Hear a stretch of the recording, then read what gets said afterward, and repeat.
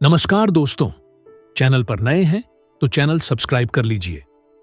पांडव अपनी मां कुंती के साथ इधर से उधर भ्रमण कर रहे थे। वे ब्राह्मणों का वेश धारण किए हुए थे, भिक्षा मांगकर खाते थे और रात में वृक्ष के नीचे सो जाया करते थे।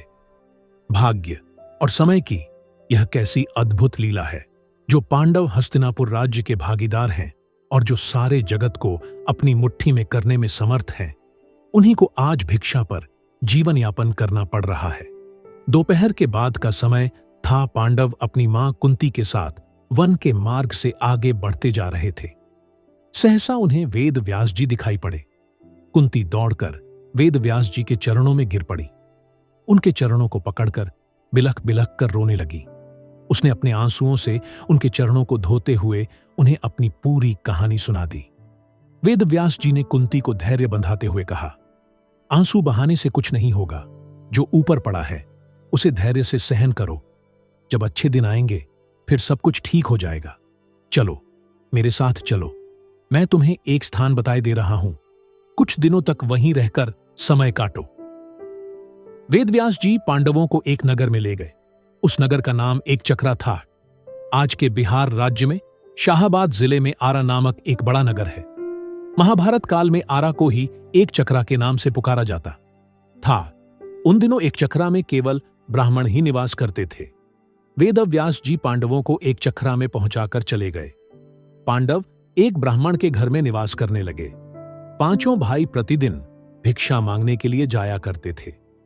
भिक्षा में जो अन्न मिलता था उसी से अपने जीवन का निर्वाह करते थे।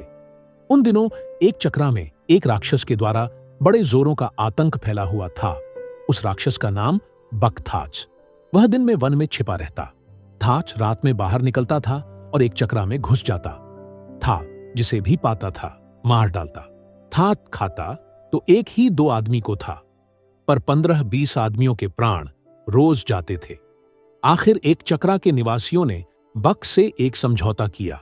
प्रतिदिन नगर का एक आदमी अपने आप ही बक के पास पहुंच जाया करेगा और बक उसे मारकर खा लिया करेगा। एक ही आदमी की जान जाएगी, व्यर्थ में मारे जाने वाले लोग बच जाया करेंगे। बक ने भी इस समझौते को स्वीकार कर लिया। उसे जब बैठे बिठाए ही भोजन मिल जाता था तो वह समझौते को स्वीकार न करता तो क्या करता? उसने समझौते को स्वीकार करते हुए चेतावनी दे रखी थी कि अगर समझौते का उल्लंघन किया गया तो वह एक चक्रा को उजाड़कर मिट्टी में मिला देगा। बस उसी दिन से क्रम से एक घर का एक आदमी बक के पास जाने लगा। बक उसे खाकर अपनी क्षुधाग्नि को शांत करने लगा।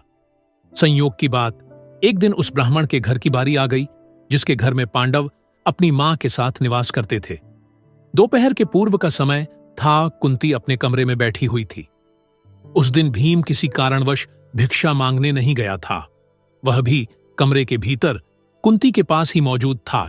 सहसा कुंती के कानों में किसी के रोने की आवाज आई। रोने और विलाप करने का वह स्वर उस ब्राह्मण के कमरे से आ रहा था जिसके घर में वह ठहरी हुई थी। जब कुंती से विलाप का यह सकरुण स्वर सुना नहीं गया तो वह ब्राह्मण के कमरे में जा पहुंची।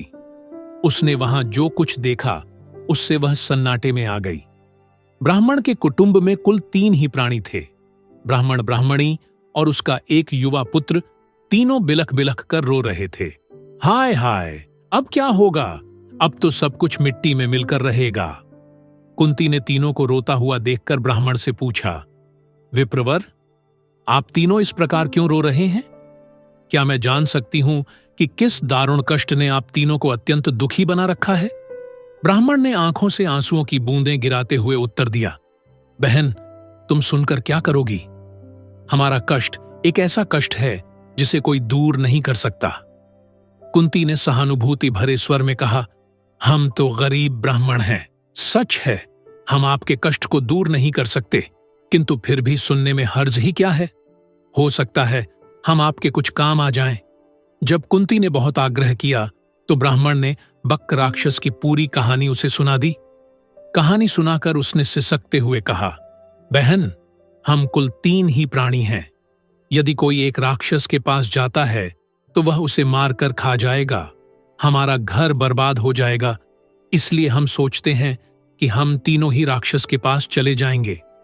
हम इसलिए रो रहे हैं, आज हम तीनों के जीवन का अंत हो जाएगा। ब्राह्मण की करुण कथा सुनकर कुंती बड़ी दुखी हुई। वह मन ही मन कुछ क्षणों तक सोचती रही, फिर बोली, विप्रवर, मैं एक बात कहती हूं, उसे ध्यान से सुनिए। मेरे 5 पुत्र हैं। आज मैं अपने एक पुत्र को आपके कुटुंब की ओर से राक्षस के पास भेज दूंगी। यदि राक्षस मेरे पुत्र को खा जाएगा तो भी मेरे 4 पुत्र शेष रहेंगे। कुंती की बात सुनकर ब्राह्मण स्तब्ध रह गया। उसने परोपकार में धन देने वालों की कहानियां तो बहुत सुनी थीं, पर पुत्र देने वाली बात आज उसने पहली बार सुनी। वह कुंती की ओर देखता हुआ बोला, बहन, तुम तो कोई स्वर्ग की देवी झात हो रही हो। मुझे इस बात पर गर्व है कि तुम्हारी जैसी देवी मेरे घर में अतिथि के रूप में है। तुम मेरे लिए पूजनीय हो। मैं अपने अतिथि से प्रतिदान लूं, यह अधर्म मुझसे नहीं हो सकेगा। मैं मिट जाऊंगा, पर मैं अतिथि को कष्ट में नहीं पड़ने दूंगा। ब्राह्मण की बात सुनकर कुंती बोली, आपने हमें आश्रय देकर हम पर बड़ा उपकार किया है। आप हमारे उपकारी हैं। हमारा धर्म है कि आपको कष्ट में न पड़ने दें। आप अपने धर्म का पालन तो करना चाहते हैं, पर हमें अपने धर्म पालन से क्यों रोक रहे हैं? कुंती ने जब बहुत आग्रह किया तो ब्राह्मण ने उसकी बात मान ली। उसने दबे स्वर में कहा, अच्छी बात है बहन, ईश्वर तुम्हारा भला करे। कुंती ब्राह्मण के पास से उठकर भीम के पास गई। उसने पूरी कहानी भीम को सुनाकर उससे कहा, बेटा, परोपकार से बढ़कर दूसरा कोई धर्म नहीं होता। तुम ब्राह्मण कुटुंब की ओर से बक के पास जाओ। यदि बक तुम्हें मारकर खा जाएगा तो मुझे प्रसन्नता होगी कि मेरा बेटा परोपकार की वेदी पर बलिदान हो गया। भीम ने बड़े हर्ष के साथ अपनी मां की आज्ञा को स्वीकार कर लिया। उसने कहा, मां, तुम्हारी आज्ञा शिरोधार्य है। बक मुझे क्या मारकर खाएगा? तुम्हारे आशीर्वाद से मैं उसे मिट्टी में मिला दूंगा। संध्या का समय था। भीम एक गाड़ी के ऊपर खाने पीने का सामान लाद कर उसे खींचता हुआ बक के निवास स्थान की ओर चल पड़ा। वह बक के निवास पर पहुंचकर गाड़ी पर लदे हुए खाने के सामान को स्वयं खाने लगा। बक कुपित हो उठा।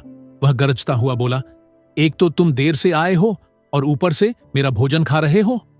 इतना कहकर वह भीम पर टूट पड़ा। भीम तो पहले ही तैयार था। दोनों में मल्ल युद्ध होने लगा। दोनों की गर्जना और ताल ठोंकने के शब्दों से वायुमंडल गूंज उठा। बक ने बड़ा प्रयत्न किया कि वह भीम को मल्ल युद्ध में पछाड़ दे, पर वह सफल नहीं हुआ। वह स्वयं भीम की पकड़ में आ गया। भीम ने उसे धरती पर गिराकर उसके गले को इतने जोरों से दबाया कि उसकी जीभ बाहर निकल आई। वह प्राण शून्य हो गया। भीम ने उसे उठाकर नगर के फाटक के पास फेंक दिया। उधर संध्या समय चारों भाई भिक्षाटन से लौटे तो कुंती से सब कुछ सुनकर वे बड़े दुखी हुए। उन्होंने अपनी मां से कहा, तुमने भीम को अकेले भेजकर अच्छा नहीं किया।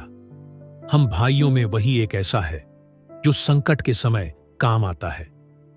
कुंती ने अपने पुत्रों को समझाते हुए कहा, तुम चिंता क्यों करते हो? तुम देखोगे कि मेरा भीम बक को मिट्टी में मिलाकर आएगा। फिर चारों भाई भीम का पता लगाने के लिए चल पड़े। वे अभी कुछ ही दूर गए थे कि भीम अपनी मस्ती में झूमता हुआ आता दिखाई पड़ा। चारों भाई दौड़कर भीम से लिपट गए। भीम ने उन्हें बताया कि उसने किस तरह अत्याचारी बक को नर्क में पहुंचा दिया है। भीम ने घर पहुंचकर अपनी मां के चरण स्पर्श किए। उसने कहा, मां, तुम्हारे आशीर्वाद से मैंने बक का संहार कर दिया। अब एक चक्रा के निवासी सदा सदा के लिए भयमुक्त हो गए। कुंती ने भीम का मुख चूमते हुए कहा, बेटा भीम, मुझे तुमसे यही आशा थी। मैंने इसीलिए तो तुम्हें बक के पास भेजा था। प्रभात होने पर एक चक्रा निवासियों ने नगर के फाटक पर बक को मृत अवस्था में पड़ा हुआ देखा। उन्हें जहां प्रसन्नता हुई वहां आश्चर्य भी हुआ। बक का वध किसने किया? क्या ब्राह्मण ने? एक चक्रा के निवासी दौड़े दौड़े ब्राह्मण के घर पहुंचने लगे। थोड़ी ही देर में ब्राह्मण के द्वार पर बहुत बड़ी भीड़ एकत्रित हो गई। ब्राह्मण के जयनाद से धरती और आकाश गूंजने लगा। ब्राह्मण ने भीड़ को शांत करते हुए कहा, भाइयों, बक का वध मैंने नहीं किया है। उसका वध तो मेरे घर में ठहरी हुई ब्राह्मणी के बेटे ने किया है। एक चक्रा के निवासी इस बात को तो जान गए कि बक का वध ब्राह्मण के घर में टिकी हुई ब्राह्मणी के एक बेटे ने किया है, किंतु अधिक प्रयत्न करने पर भी वे यह नहीं जान सके कि ब्राह्मणी कौन है और उसके 5 बेटे कौन हैं। किंतु जानने पर भी यह तो हुआ ही कि एक चक्रा निवासी ब्राह्मणी और उसके पुत्रों का बड़ा आदर करने लगे। स्वयं ब्राह्मण भी गर्व का अनुभव करने लगा कि जिस ब्राह्मणी के पुत्र के एक चक्रा के निवासियों को सदा सदा के लिए संकट मुक्त करा दिया है, वह उसके घर में अतिथि के रूप में टिकी हुई है।